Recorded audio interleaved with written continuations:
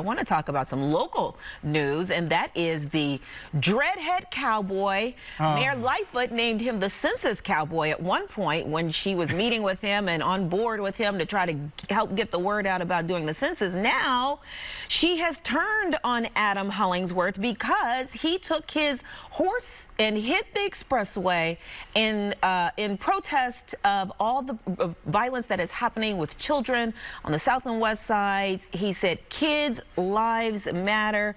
This went on for about 7 miles. You're looking at video right there from SkyMap 7. He even had an entourage. He had motorcyclists and some cars. He backed up traffic, rush hour for sure. It, you know, was a very different type of protest. He did try to get permission for it before he did this months ago. He was denied that, and he did it anyway, and he was arrested, charged with reckless conduct, disobeying a police officer, and criminal trespass to a state-supported property. But I do want to say, here's what the mayor's quote is, because I want you guys to weigh on this. What is clear is that this stunt not only seriously endangered the horse, but also the rider and all travelers on the expressway. There is a right and a wrong way to call attention to issues of great importance, and this stunt was decidedly the very wrong way.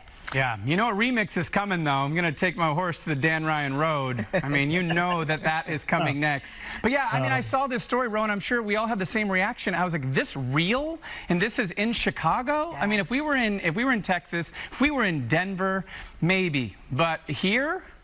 Well, this guy's gotten fairly famous here. He's Chicago famous this summer. Right. Had him on the radio show earlier in the summer when he was first doing this, and when he first was named the Census Cowboy, and I talked to him about it, like, oh, okay, so what does that mean? And he really couldn't answer the question. I think it was a publicity stunt, certainly done by the mayor's office, like, hey, let's find somebody who's interesting. Because remember, he was in the middle of the protests, you know, in May and then in June. He was very, you know, that horse was there. The thing that really bothers me most about what happened here is that horse got injured in this. Yeah. You can't run a horse on pavement for very long. You can walk him on pavement, but if you start running him, galloping him on pavement for an extended period of time, it's very, very bad for them. And he scratched up his hooves. There was there were reports of that as they were, all the scanner reports, as they were trying to, you know, corral and figure out what was going on there, and they were taking care of the horse. I lost my my sense of adventure and wonderment about this guy after I talked to him.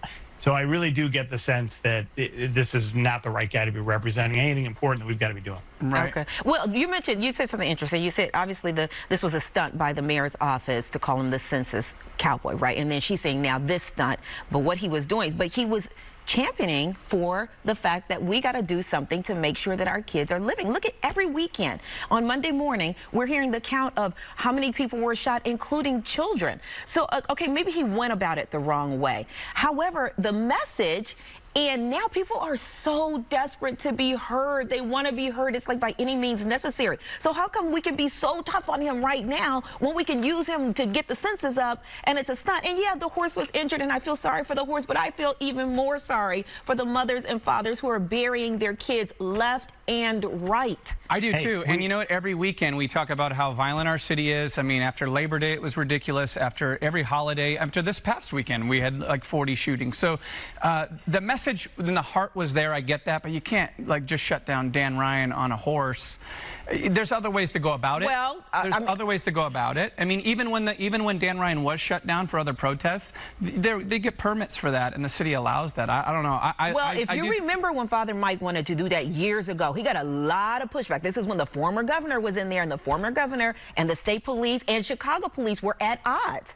Remember, this is when Eddie Johnson, and Ro, you remember this, and Eddie Johnson had to call up and be like, listen, what do you want us to do? Because you're going to have a problem either way, right? So. But I also think that drawing attention, Mike Flager and other community activists and leaders drawing attention to this is one thing, because then they're going to go back and they're going to organize. I don't think that that's the same thing. I think a one afternoon stunt like this doesn't necessarily move the needle. And we're all on the same page in terms of violence in Chicago, youth violence specifically. The number of kids are getting killed. We all agree on this. Yeah. But I don't think this helps in any way. Well, it does help. If you do want to have thousands of people marching and they want to shut down the Rhine, or they want to shut down a street, or, you know, go up and down Michigan Avenue, as they've been doing for years now, peacefully, not looting, not as a front for something else, but actually demonstrating their voice, then we all agree on that. This one, and we've seen that, right? Haven't we seen that quite a bit? Yeah, I mean, we should see it. We're talking about it at the end of the day. So his stunt is having people talk about it. You gotta recognize that we are talking about the fact that he's riding on a horse in the middle of the expressway hollering, "Kids' lives matters." I mean, he put it on Facebook Live too. He was streaming it while he was on the horse. Yeah. I mean, maybe some positive change will come of it, and that's the one bright spot of this. I guess maybe for me it screams desperation. I get what you guys are saying, but right now I think the way I looked at it when I saw the news, I was like, oh my God. And then look at the sound bites of the people who were coming to his defense. Everybody is so tired. They're tired of hearing it on the news. They're tired of the numbers. Yeah. They're so desperate. One lady said, you know, we're tired of getting the bottom of the barrel. Like, people aren't paying attention. Even after George Floyd, remember us talking about this when we were at home? Everybody was, everything you saw was BLM, and, you know, talk about against police brutality and everything. And then you've noticed this kind of tapered off a little bit, right?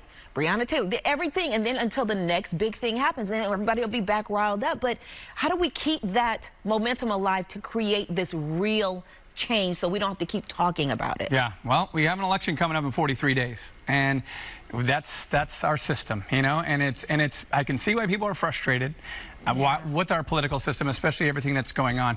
But that seems to be the case with so many things. The mass shootings, and how many times have we talked about that? And then it becomes on the forefront, and then we forget about it until the next one. That sadly seems to be a big issue in our country, and it all becomes very, very political. Yeah.